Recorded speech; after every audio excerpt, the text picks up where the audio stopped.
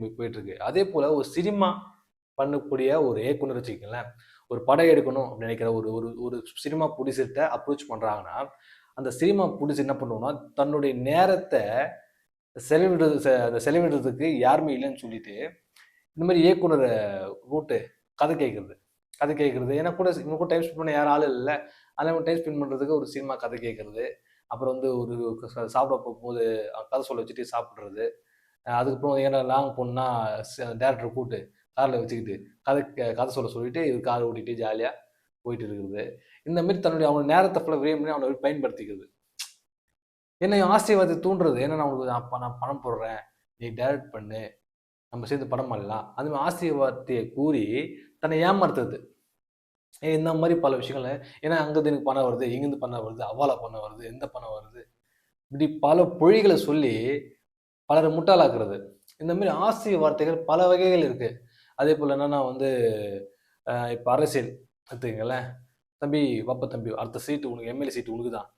எனக்கு வேலை பார்ப்பான். 5 வருஷம் இவன் கண்டிப்பாக வேலை பார்ப்பான். நாயா பேய தேய்வான். அதுக்கப்புறம் என்ன ஆகுனா சீட்டு தூக்கி வேற பணம் உனக்கு பணம் 2 பெட்டி உனக்கு பணம் கொடுத்துருவான். எனக்கு சீட்டு கொடுங்க ஐயான்னு. அந்த பணத்தை வாங்கி சீட்டு கொடுத்துருவான். தம்பி கொடு தம்பி அவன் பார்த்தா சொல்லிட்டு சும்மா கை சலுகிற வர மட்டும் கொடுத்து ஆசை வார்த்தை தூண்டி அந்த 5 வருஷத்துக்கு அவன் பயன்படுத்தி இவன் தெரியும் வந்து முன்னாடி பிளான் பண்ணிடுவான். என்னன்னு சீட்டு இவன் கொடுக்கக்கூடாது, இவன் மட்டுமே பயன்படுத்தணும். அப்ப எப்படி வேலை பார்ப்பான்? ஆசை வார்த்தை தூண்டுறது. இந்த மாதிரி பல வகையான பல துறையில இந்த ஆசை வார்த்தை தூண்டி தன்னை பயன்படுத்தி இந்த பணத்தை ஏமாத்துறது, தன்னுடைய உடல் உழைப்பை ஏமாத்துறது, தன்னுடைய மூளையை ஏமாற்றி உருவுறது. இந்த மாதிரி பல வகையில பண தோரணையில ஏமாத்துவாங்க.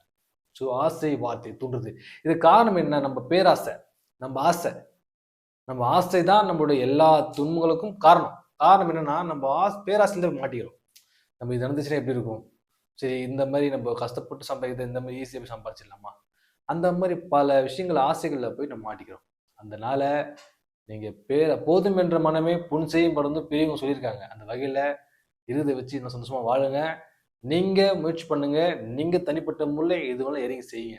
அது வெற்றியோ தோல்வியோ. ஆனா பிறரை நம்பி போனா தற்கொலைக்கு சமம்.